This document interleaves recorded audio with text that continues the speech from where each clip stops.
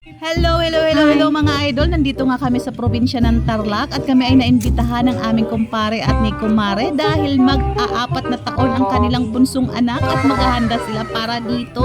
Alam niyo ba kapag sila ay naghahanda ay hindi mawawala ang pagkakambing, kaya bago nga ito nilaro muna namin ito ni Miguel.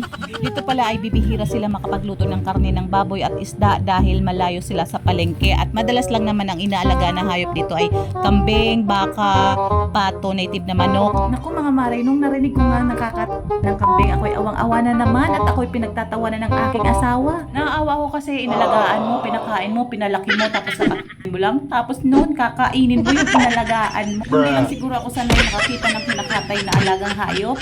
Siguro hindi lang pakita sa akin kung paano pinakatay yung alagang kambing. Totoo naman na mas malinis ang karne ng kambing kaysa sa karne ng baboy at sa mga iba pang karne na nakikita natin sa palengke dahil puro feeds ang mga kinakain nila. Itong karne ng kambing ay malinis dahil ang kinakain lang naman nila ay damo. Ganun pa man, huwag na lang siguro sa akin banggitin kung anong uri ng karne yung aming kakainin. Minsan nga natawa na lang ako, kumukuha na lang ako ng pagkain sa mesa, yung pala ay karne na pala yun ng aso. At nang dahil na doon, wala na akong magagawa dahil nasa tiyan ko na. Siguro mag-aantay na lang ako kung kailan ako kakain.